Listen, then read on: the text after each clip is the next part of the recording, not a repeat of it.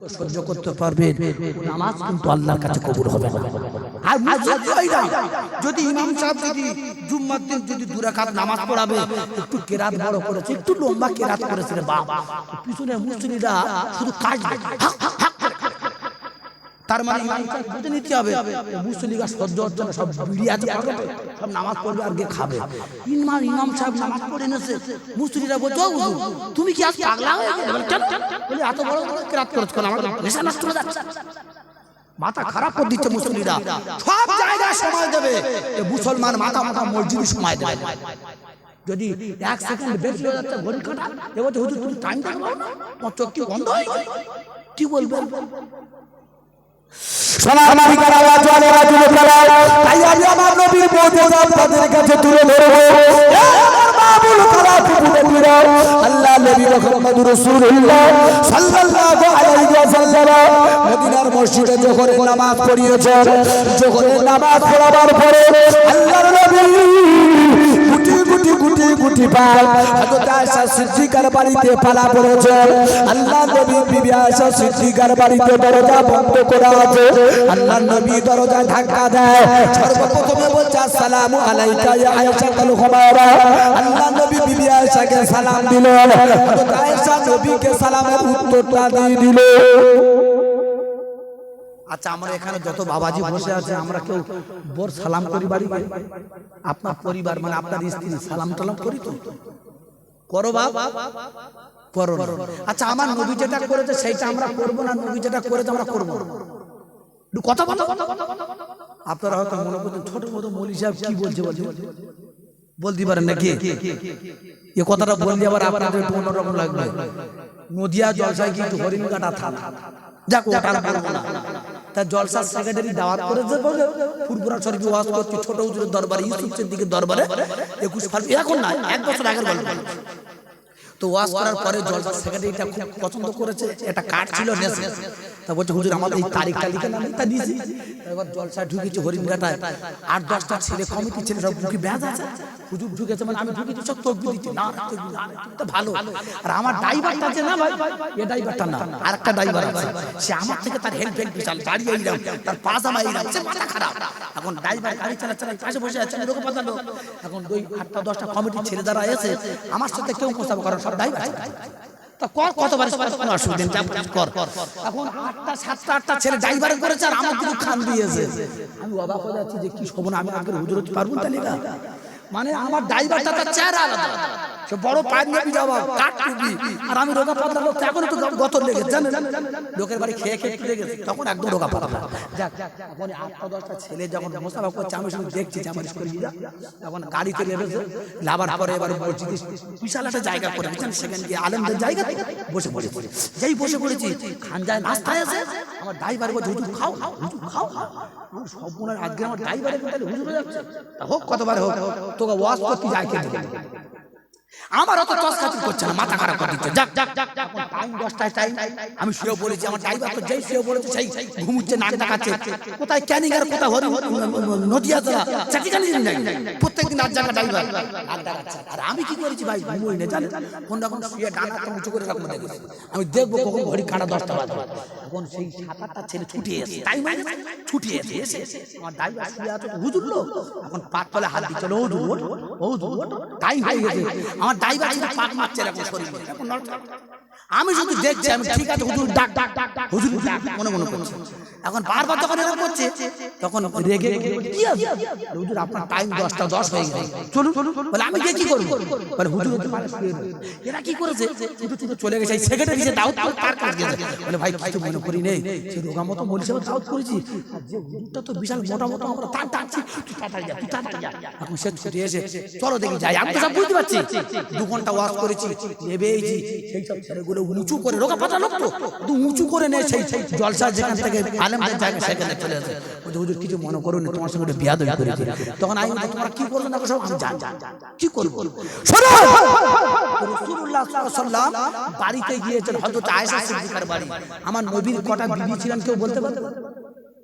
একটু বলুন বাপ, একটু তাকবীর দেন তো, নারে তাকবীর, একটু জোরে বলুন নারে তাকবীর, নারে তাকবীর।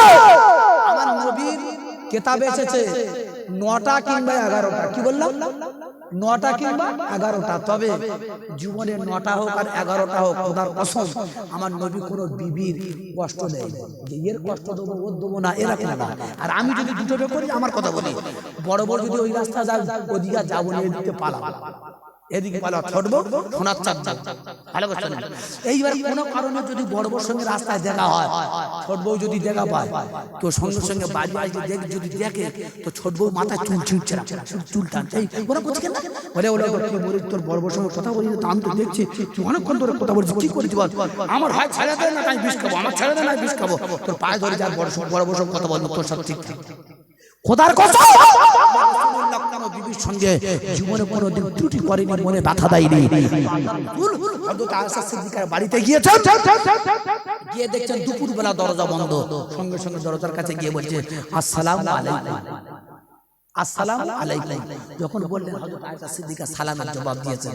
আমরা এখানে যত লোক বসে আছি কেউ আমরা বিবি সালাম করি না, বললো সালাম করে মান সম্মান লোক কি বলছে, কি এরকম মনে হয় না, বললো সালাম করে না, মাথা খারাপ।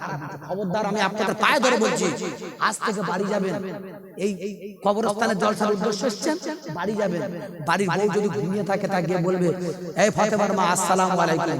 ফাতেমার মা দেখুন চমকে উঠবে যে কি ব্যাপার, আমার স্বামী আজকে আমার সালাম দিলে জীবন উত্তরাঙ্গ করেনি। আল্লাহ রাসূল বলছেন যে বাড়িতে সালাম কালাম স্বামী স্ত্রী হয়, আল্লাহর তরফ থেকে সেই বাড়িতে আল্লাহর রহমত নাযিল হয়। জোরে বলুন। আমাদের সালাম কালাম নেই তো বাড়ি কত ভাবনি কেন? রাত 12টার সময় ভোর পড়ছে ঢোলের মতো আওয়াজ, রাত 12টা বাজে, পাশে একটা ঘর আছে, তারা ঘুমোতে পারে না, এসে বলছে ছাড়াও তুই ভোর মাঝখানে তোমার ঘুমোতে পারে না, তো ভাই কাল কলকাতা যাবে, আর বাড়ি রাত 12টার সময় খেলা করে এইছি, আমার বুকে ছাতা লাগে। বউ যদি তোমার বুকে ছাতা লাথি মারে সকালবেলা কারে বলতে পারবে না।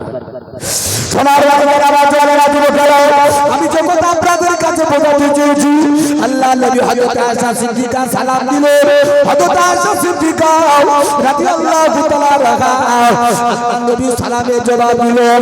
আল্লাহ নবী বলছে আয়েশা বিবি তুমি দরজাটা খুলে দাও। আল্লাহ নবীর জন্য দরজা খুলে দেওয়া হলো।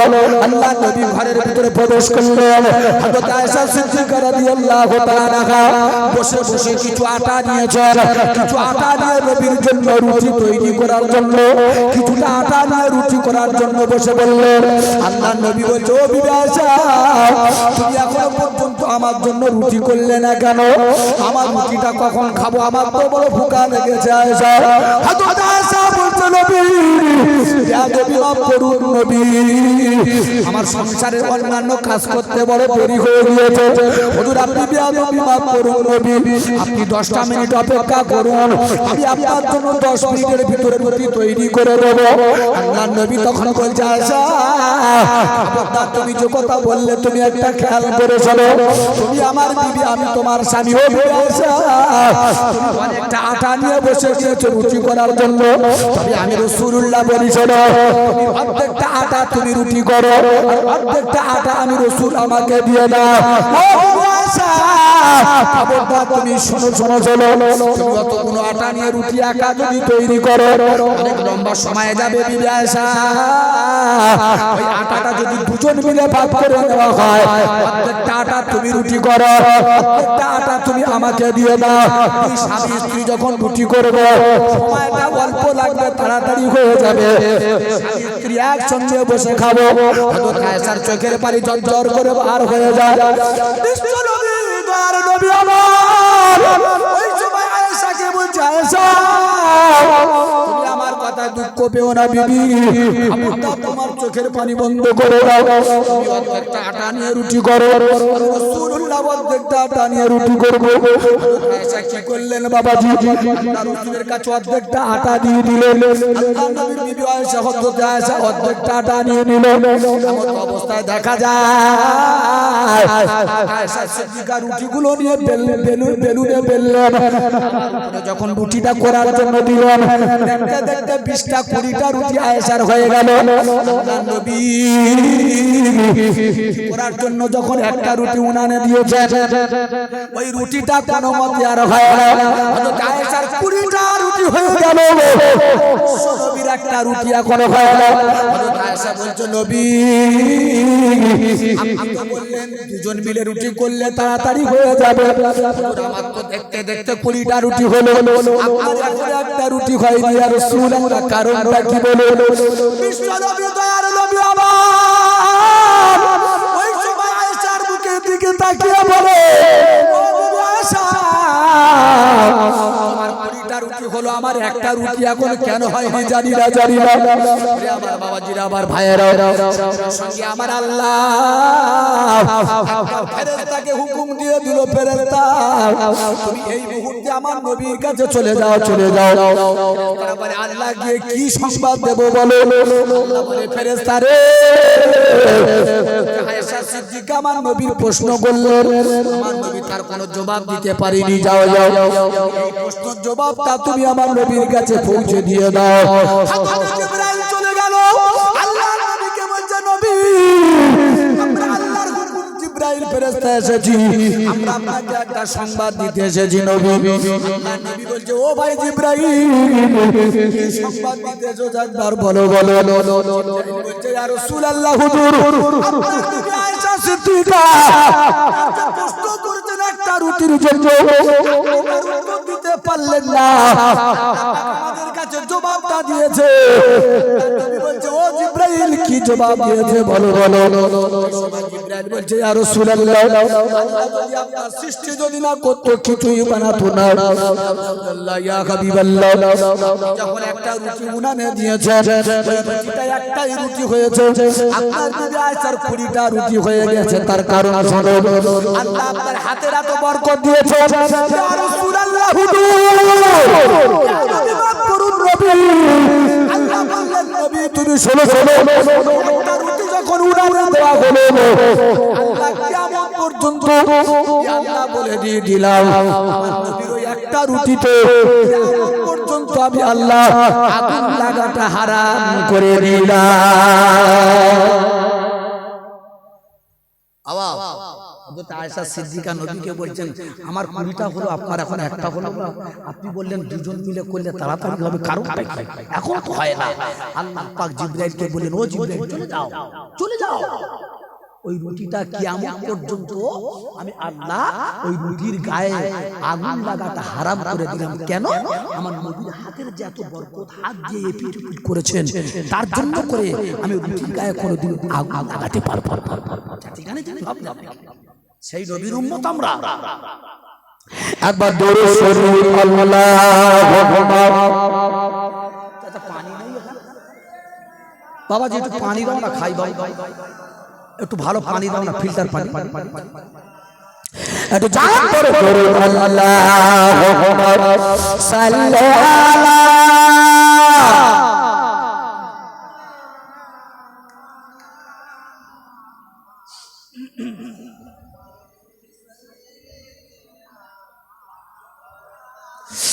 হে রাসূল হে নবী তোমায় ভালোবাসি, অন্তর শুধুই মুখে না, জান্নাতের আশায় নাই হে রাসূল, জাহান্নাম কেউ ডরি নাই। তাকবীর নারে তাকবীর হে রাসূল হে নবী তোমায় ভালোবাসি, অন্তর শুধুই মুখে না, জান্নাতের আশায় নাই হে রাসূল, জাহান্নাম কেউ ডরি নাই। তোমাকে পাওয়ার আশা মন ছুটে যায় মদিনায়, আশিকের দিদার দাও আশিকের দিদার দাও, আর দূরে থাকি তাইও না হে রাসূল হে নবী তোমায় ভালোবাসি অন্তর শুধুই মুখে না জান্নাতের আশায় নাই গে রাসূল জাহান্নাম কেউ ডরি না আল্লাহুম্মা সাল্লি আলা বড় বড় বড় সুন্দর হচ্ছে বাবা খুব সুন্দর লাগছে ওয়া আলা আলি সাইয়্যিদিনা আমার আল্লাহ ওয়ালা আমার সোনার বাপ ভাইরা যে কথা বলছো না আজকে আপনি এখানে এসেছেন বাবু একটু সরে যাও বাবু একটু সরে যাও আজকে আপনি এখানে এসেছেন হয়তো সবরাসানির অনুষ্ঠান হতে পারে তো আলহামদুলিল্লাহ আমি যা দেখছি প্যান্ডেল বলুন মাইক বলুন বা মানুষের যা সরঞ্জাম বলুন খুব ভালো খুব ভালো সুন্দর পরিবেশ আপনারা আজকে আপনারা এখানে এসেছেন আমরা মুসলমান আমরা ঈমানদার আমাদের যে রাসূলুল্লাহ সাল্লাল্লাহু আলাইহি ওয়াসাল্লাম যে কাজগুলো করেছেন সেই কাজ আমাদের করতে হবে রাসূলুল্লাহ যেটা নিষেধ করেছেন আমরা তার থেকে দূরে থাকব আপনি জানেন আমরা পুরো সিলসিলার মানুষ আমার দাদা হুজুর পীর কেবলা রহমাতুল্লাহ আলাইহির পর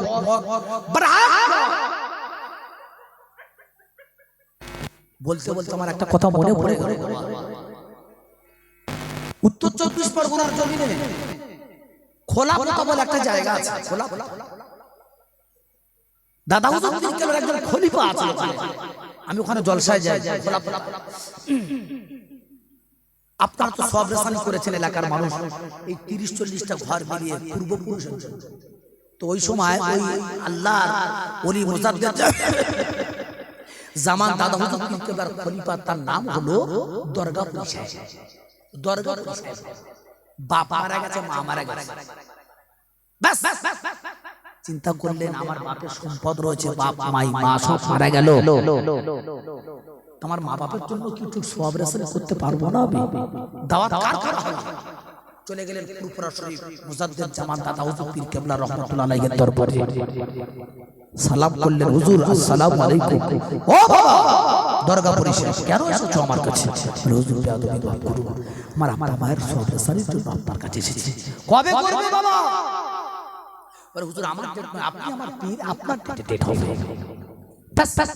চলে যাও অমুক তারিখে তোমার ডেটটা দিলাম চলে গেল আপনারা জানেন নিশ্চয়ই আপনারা সব ফুরফুরা শরীফে যান বাবা যাক 22-23 কানোয়ার অন্যান্য সময় আপনারা যাবেন দাদা হুজুর পীর কেবলার জিয়ারত করবেন ছোট ছোট পীর কেবলার দরবারে যাবেন জিয়ারত করবেন 4 শহীদ হুজুর যাবেন দরবারে জিয়ারত করবেন আমরা ফুরফুরা সিলসিলার হক সিলসিলার উপরে আমরা আপনি জানেন না আপনারা জানেন নওয়াজ হুজুর পীর কেবলা রাহমাতুল্লাহ আলাইহি সে অনেক লম্বা চওড়া ঘটনা আল্লাহর মস্ত বড় ওলি ছিলেন এমন একজন আল্লাহর ওলি ছিলেন নওয়াজ হুজুর কেবলা রাসূলুল্লাহ হাদিস পাকে এসেছে নওয়াজ হুজুর কেবলা বড় পান চিবোতো বড় পান খেত আর পান খেলেই দেখবেন গাল গাল হয়ে যায় তো নওয়াজ হুজুর কেবলা পান খেতে খেতে হঠাৎ তার আব্বার সামনে পড়ে গিয়েছে মুজাদ্দিদ জামান দাদা হুজুর পীর কেবলার সামনে পড়ে গেল বেয়াদব ইয়া আমার বাপের সামনে আমি পান খেলাম কত বড় সম্মান নষ্ট হতো আর আমাদের ছেলে ফেলে বাপের সামনে বুড়ি খাচ্ছে তেরেঙ্গা খাচ্ছে ঠিক নেই বাপ বেটা মিলে এক জায়গায় তাস খেলা করছে আমাদের জীবনতলার দিকে না তাস খেলা করতে গেলে 4টে লোক লাগে এখানে বাপ বসে এটা বেটা বসে এখানে একজন 4 জন জানেন এখন বেটা বিড়ি ধরে বেটা বিড়ি ধরে টেনে টেনে টেনে টেনে আসে পিছনের দিকে সুতো দোলাম থাকে সুতো এখন ছেলে খেয়ে খেয়ে সুতোর কাছে বাপ তখন বলছে মাথা মাথা তুই খেয়ে সুতোর কাছে যাইছি তা আমার এখন কখন দিবি বাপ বাপ করে ভালোবাসা মাথা মোটা নওয়াজ হুজুর কেবলা মুজাদ্দিদ জামানের সামনে হঠাৎ পড়ে গেছেন যে বাপের সামনে পান চিবুচ্ছে বড় বিয়াদব হয়ে গেল পান খাওয়া বন্ধ করে দিয়েছেন পান খাওয়া বন্ধ করে দিয়েছে। মুহাম্মদুর রাসূলুল্লাহ সাল্লাল্লাহু আলাইহি ওয়াসাল্লাম, আমি সংক্ষেপ বলছি, মুজাদ্দিদ জামানকে বলছেন, ও ফুরফুরার পীর মুজাদ্দিদ জামান, তোমার বেটা নওয়াজুল পীর কিবলা যখন পান খেত, পান খেয়ে যখন আমি রাসূলুল্লাহ আমার মাজার মুকদ্দাসে জিয়ারত করতে আসতো, রাসূলুল্লাহ তোমার নওয়াজুল পীর কিবলার মুখের দিকে তাকাতাম, আমার মনটা ঠান্ডা হয়ে যেত। তোমার ছেলে নওয়াজুল পীর কিবলা পান খাওয়া বন্ধ করে দিয়েছে। পরে আমি মুহাম্মদুর রাসূলুল্লাহ আমার কাছে যখন জিয়ারত করতে আসতো, অত শত দূর আর ভালো লাগে না। ফুরফুরার পীরকে বলেছিলেন মুহাম্মদুর রাসূলুল্লাহ, তখন বলেছিলেন, ও ফুরফুরার পীর, আমি রাসূলুল্লাহ তোমাকে বলছি, তুমি নিজে হাতে সুন্দর করে পান নিয়ে তোমার বেটা নওয়াজুল পীর কিবলার হাতে তুমি তুলে দিয়ে দাও। জোরে বলুন সুবহানাল্লাহ। নওয়াজুল পীর কিবলার হাতে যখন আব্বা মুজাদ্দিদ জামান দিচ্ছে লম্বা করে, নওয়াজুল পীর কিবলা মান সম্মান পড়ে গেল, কি ব্যাপার, আমার আব্বা আমার সঙ্গে বিয়াদবি করছে, বলছে আব্বা আমি পান খাবো না।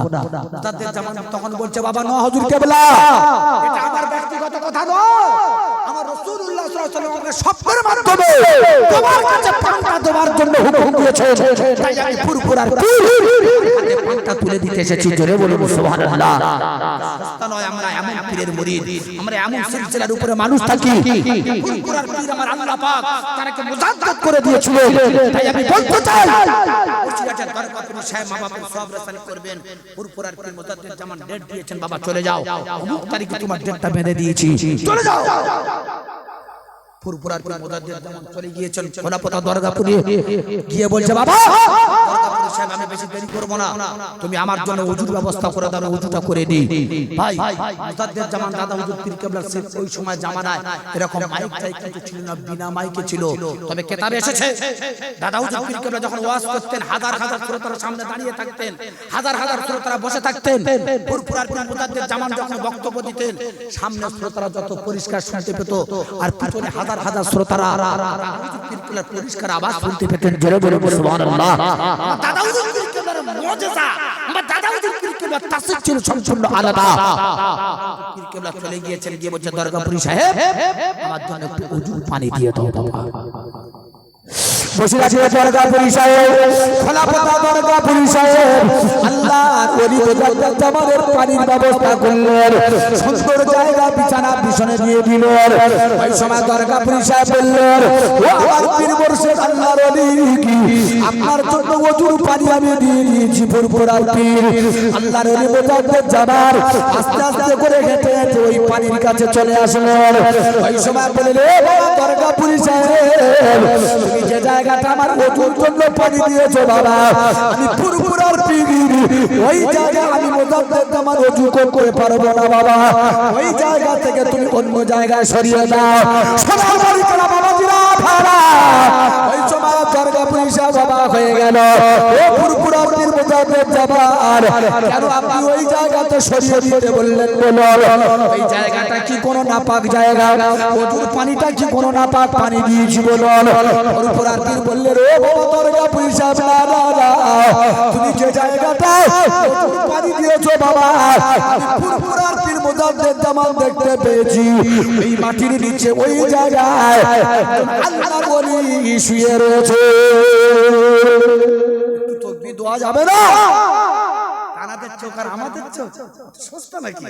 যাও বাবা দরগাপুরি সাহেব, তুমি যে জায়গায় পানি দিয়েছো তো আমি ওখানে বসে ওযু করব, তবে ওখানে মাটির নিচে একজন আল্লাহর মস্ত বড় ওলি শুয়ে রয়েছে, আর আমি ফুরফুরার পীর তার গায়ে পানি দেব, এটা আমার দ্বারা সম্ভব না, সরিয়ে দাও। বাস সরিয়ে দিয়েছেন, ওযু করেছেন, বিলাত করেছেন, চলে গিয়েছেন। তারপরে চিন্তা করলেন এই দরগাপুরি সাহেব, তারপরে বছর ফের সব রেসানি ফুরফুরার পীরের দাওয়াত করব না, কার করব? বসিরাটে বড় মাওলানা আল্লামা হুজুরের দাওয়াত করব। কেন? হয়েছেন দাদা হুজুর পীর কিবলার খলিফা, দেখব দাদা হুজুর পীর কিবলা আর আল্লামা হুজুরের সম্পর্কটা কি রকম আছে, একটু দেখব, পরীক্ষা করছে। তারপরের বছরে আল্লামা হুজুরের বাড়িতে গেল, হুজুর বেয়াদবি মাফ করুন, আমার মায়ের সব রেসানি হবে, তাই এসেছি। কবে করব বাবা? হুজুর আপনার ডেট হবে। বাস বাস তারিখ দিয়ে দিল, ডেট দিয়ে দিল। বসিরাটের দরগাপুরি সাহেব, খোলাপোতা দরগাপুরি সাহেব দাদা হুজুর বলেছিলেন আল্লাহর ওলি রয়েছে, ওই জায়গাটা একটা 4 হাত পাতা লাঠি কেটে এরকম পুঁতে রেখেছেন, এক বছর পরে দেবে যদি ভুলে যায় জায়গাটা, লাঠিটা পুঁতে রেখেছেন। বসিরাট হুজুর দরগাপুরি সাহেব বাড়িতে চলে গেলেন, ও বাবা তুমি আমার উজুর পানির ব্যবস্থা করো বাবা, আমি উজু করবো। সঙ্গে সঙ্গে সেই লাঠিটা দরকার সাহেব ওই জায়গায় উজুর পানিটা বসিয়ে দিয়েছে। দেব যে হুজুর বড় মাওলানা আপনার জন্য উজুর পানি দিয়ে দিয়েছি, চলো চলো চলো চলো।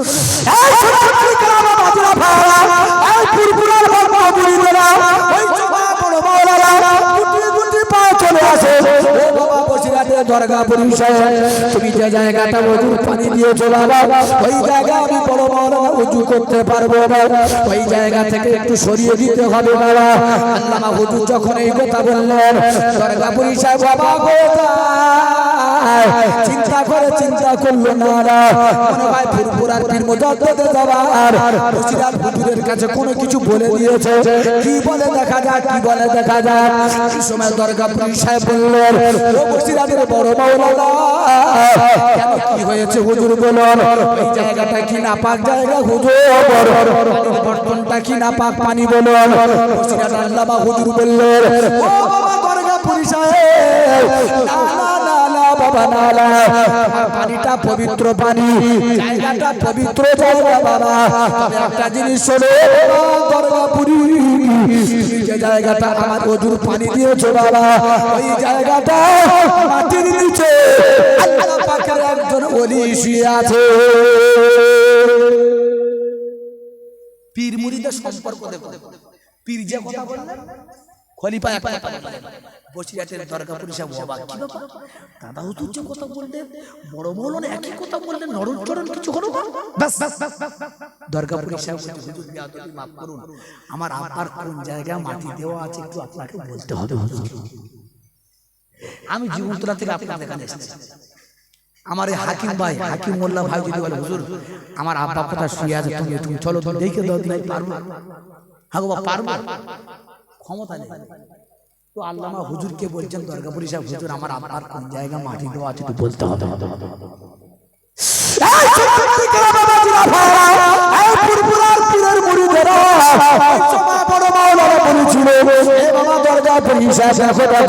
তুমি বাড়িতে চলে যাও, বাড়িতে গিয়ে চারটে লাঠি কেটে আনো, চারটে লাঠি নিয়ে আমার কাছে চলে এসো।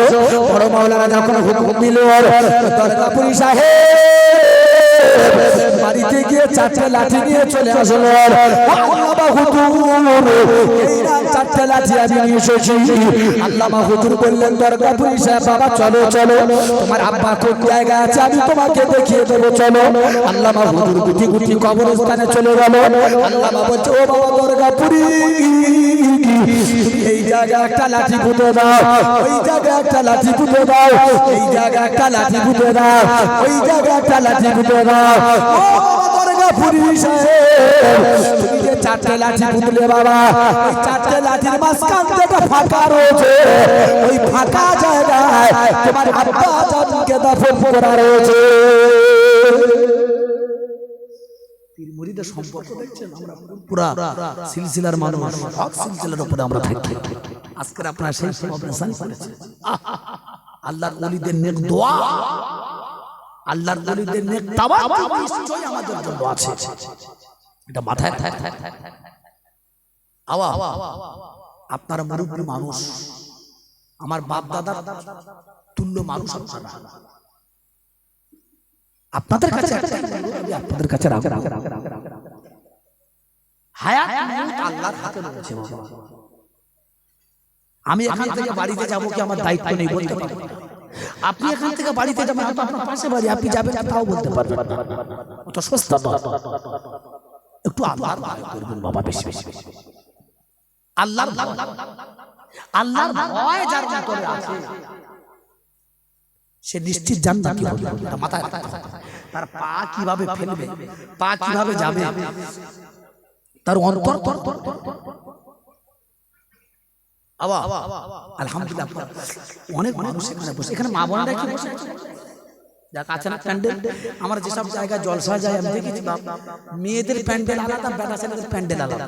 আর বেটা ছেলেদের থেকে মেয়েদের প্যান্ডেল লোক যাও, সামনে এরকম মেশিন বসানো আছে, সব মেয়েদের প্যান্ডেলে দেখা যাচ্ছে হুজুর কি করছে, কি নাচছে, কি হাত হাত নাচছে, সব দেখা যায়। যাই হোক আল্লাহ শুকর, আপনাদের সব রেসানিটা যা খুব সুন্দরভাবে সাজানো গোছানোটা আলহামদুলিল্লাহ খুব করে ভালো লাগছে। তবে একটা কথা আপনাদের কাছে বলি, রমজান মাসে রোজা রেখেছেন, লাইলাতুল কদরের রাতে নামাজ পড়েছেন। আপনার ছেলে কি খাবে, আপনার বিবি কি খাবে, আপনারা সেজন্য সবকিছু তৈরি করেছেন, কিন্তু মরণের জন্য আমাদের তৈরি করতে হবে। আপনি দামি দামি লুঙ্গি জামা পরেছেন, সোনার আংটি পরে রেখেছেন, যখন মারা যাবেন বেলেট নেবে, কোমরে যে ডোর থাকে ডোর খুলবে, আংটিটাও পর্যন্ত খুলে নেবে। আপনার শরীর দুর্বল, আপনি হসপিটালে চলে গেছেন, আপনার বাড়ির লোক যদি থাকে না, দেখবেন হসপিটালে গিয়ে আংটিটা খুলে নেবে, কোথায় সোনা গয়না আছে তাড়াতাড়ি খুলে কিচ্ছু রাখবে। মরে গেলে আমাদের বেটা ছেলে মারা গেলে 3টে কাপড়ের কাপড়, আর মেয়ে ছেলে মারা গেলে 5টা কাপড়ের কাপড় সঙ্গে যাবে না। মায়ের গর্ভ থেকে যেমন উলঙ্গ এসেছে, ঠিক মায়ের গর্ভ থেকে আসার পরে যখন আমরা মারা যাব, উলঙ্গ অবস্থায় আমাদেরকে ছেড়ে দেবে। তার জন্য আমাদের কিছু পুঁজি করতে হবে। আমি আপনাদের সন্তান, আমি আপনাদের ছেলে হিসেবে, আমি আপনাদের ভাই হিসেবে বলছি, আমি আপনাদের এখানে এসেছি, একেবারে নতুন এসেছি। তবে আপনাদের এখানে আসার পরে আপনাদের পরিবেশটা আমার খুব ভালো লাগছে। তবে এখনো পর্যন্ত যারা আল্লাহর হুকুম 5 ওয়াক্ত নামাজ থেকে দূরে রয়েছেন, আমি পায়ে ধরবো, আপনারা 5 ওয়াক্ত নামাজ পড়বেন, 5 ওয়াক্ত নামাজ পড়বেন। আল্লাহ রাসূল বলেছেন আত-তাকবীরু ওয়াহিদু ইসমিনা, রাসূল বলেছেন আমার উম্মত যদি একবার ভক্তি করে প্রাণ ভরে উচ্চ আওয়াজ দিয়ে যদি তাকবীর দিতে পারে, আমার রাসূল বলেছেন আমার আল্লাহ আমার ওই উম্মতের উপরে 10টা নেকি লিখবেন। তাহলে আপনি এমন একটা জায়গায় এসেছেন, যে জায়গায় আসলে, যে জায়গায় বসলে আপনার প্রত্যেকটা কাজে আপনার কি হবে, এটা গুনার কোনো জায়গা নয়, গুনার কোনো জায়গা। তবে আমি আপনাদের কাছে বলি, এই যে জলসাটা আপনারা যারা দিয়েছেন, আপনাদের এই 30-40টা ঘর মিলে যেটা শুনলাম, প্রতি বছর নাকি আবার জলসাটা হয়। আগামী বছর আবার ইনশাআল্লাহ আল্লাহ যদি ডাকেন, রাজি থাকেন, ইনশাআল্লাহ হবে। আমি 5টা ভাইয়ের কাছে সর্বপ্রথম এই কবরবাসীদের জন্য, মা বাপ মারা গেছে তাদের জন্য 5 জনের কাছে আমি 1000 করে টাকা চাইবো, কেউ দিতে পারবেন? যে হুজুর আমি আগামী বছরের জন্য এই জলসাটা আবার হবে, আমার মা বাপ মারা গেছে তাদের জন্য তো দিতে হবে, তাদের সম্পদ, তাদের ঘরবাড়ি, ফুরফুরার পাগল বয়সগুলো, আমি 5 জনের কাছে আমি 1000 করে আগামী বছরের জন্য দাবি করেছি। সোনার চাঁদ কোনো বাপ আছেন? আমার আগামীকাল জলসা রয়েছে গোসবাপাড়া চণ্ডীপুর বটখালি যাব, আপনাদের জন্য সেখানে দোয়া করব। আমি 5 জনের কাছে দাবি 1000 করে টাকা চেয়েছি।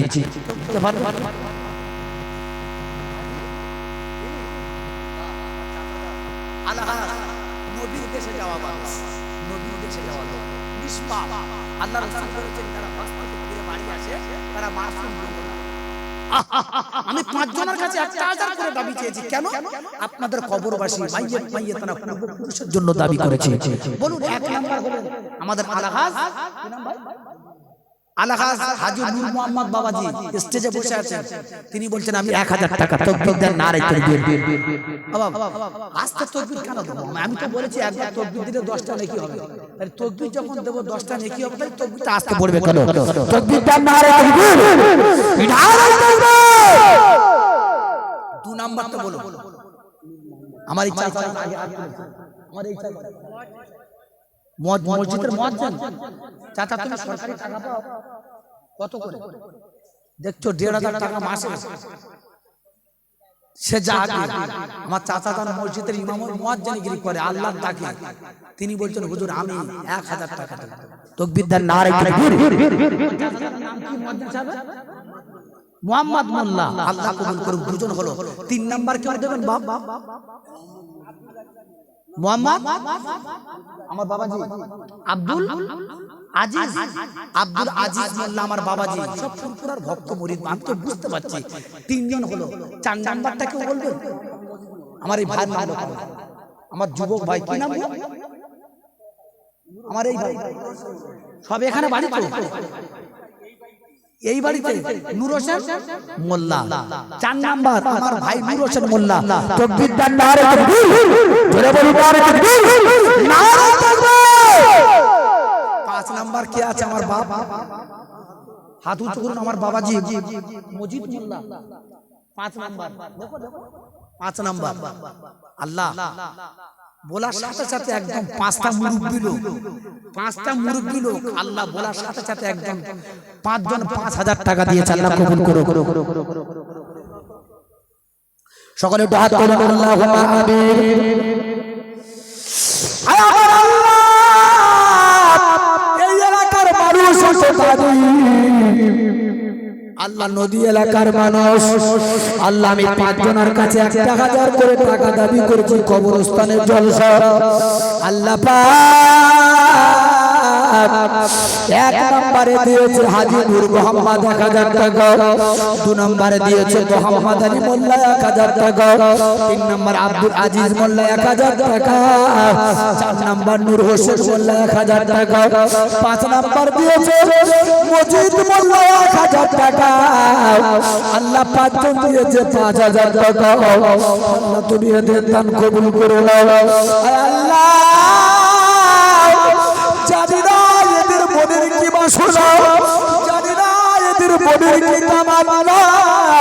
আল্লাহ তুমি এদের দান কবুল করে নিয়ে আল্লাহ এদের পূর্বপুরুষ যারা বিদায় নিয়েছে সকলের কবরের আযাব মাফ করে দাও। আল্লাহ ফুরফুরার পীর মুজাদ্দিদ জামানের নেক দোয়া নেক ফায়দা নসিব করে দাও। লা ইলাহা ইল্লাল্লাহ মুহাম্মাদুর রাসূলুল্লাহ। তাকবীর দেন, নারে তাকবীর, জোরে বলুন নারে তাকবীর, নারে তাকবীর। আর 5 জন কেউ দিতে পারবেন? যুবক ছেলে যুবক ভাই কেউ আছেন 1000 টাকার 5 জন দিতে পারবেন? আর 5 জন যুবক ভাইয়ের কাছে আমি দোয়া করব আপনাদের জন্য, আল্লাহ আপনাদের শরীর ভালো রেখে দেবে, আল্লাহ আপনাদের ব্যবসা বরকত দেবে, আল্লাহ আপনাদের বিবি বাচ্চা ছেলে মেয়েদের হায়াত লম্বা করে দেবে, এ দান কোনোদিন বেকার যাবে না। আমি 5টা যুবক ভাইয়ের কাছে দাবি করেছি 1000 করে টাকা। আছেন কেউ বলুন তো যে হুজুর আমি মেটিয়াপুরে যে কাজ করি, আমি কলকাতায় কাজ করি, আপনি আমার জন্য একটু দোয়া করুন 1000 টাকা। বলুন কি আছেন? 6 নম্বর কারিবুল্লাহ গোলদার, বলার সাথে সাথে আমার যুবক ভাই, আল্লাহ আমার একদম যুবক ভাই, যুবক তরওয়াল ভাই, আমার সোনার চাঁদ ভাই কারিবুল্লাহ গোলদার, তিনি বলছেন আমি 1000 টাকা। আল্লাহ কবুল করুক। তাকবীর দাও, নারে তাকবীর, এই জোরে বলুন নারে তাকবীর। 7 নম্বর আমার কোন যুবক ভাই রয়েছেন কোন ঢাকদার কাজ করালো, কোন রাজমিস্ত্রি কাজ করালো, সারাদিন বোটে থাকে, বোটে নদীতে বোটে থাকে, কোন জেলে ভাই আছেন 1000 টাকা দেবেন আপনার আব্বা মা দাদা দাদির জন্য, যে আমার পূর্বপুরুষ মারা গেছে তাদের জন্য 1000 টাকা। বলুন 6 নাম্বার হয়েছে। 7 নম্বরে কেউ দিতে পারবেন? তানার মেয়ে, ওই আমার ভাইয়ের মেয়ে, ওই কারিবুল্লাহ ভাই, আমার কারিবুল্লাহ ভাইয়ের কন্যা সোনার চাঁদ কন্যা বিদায় দিয়েছেন, তার নামে দিয়েছে, আল্লাহ কবুল করুন। 7 নম্বরে কেউ 1000 টাকা দিতে পারবেন? আচ্ছা এখানে অনেক মা বোন রয়েছেন, এখানে অনেক মা বোন রয়েছেন, আমি 5টা মায়ের কাছে আমি 1000 করে টাকা দাবি করবো, কেউ দিতে পারবেন? যে হুজুর আমি 1 বছর পরে আমার আব্বা মারা গেছে, আমার মা মারা গেছে, আমার স্বামী মারা গেছে, আমি 1000 টাকা করে দেবো। আছেন আমার কোনো মা আছেন এর ভিতরে? আমি দোয়া করবো তোমাদের জন্য, তোমাদের জন্য আমি খাস করে দোয়া করবো।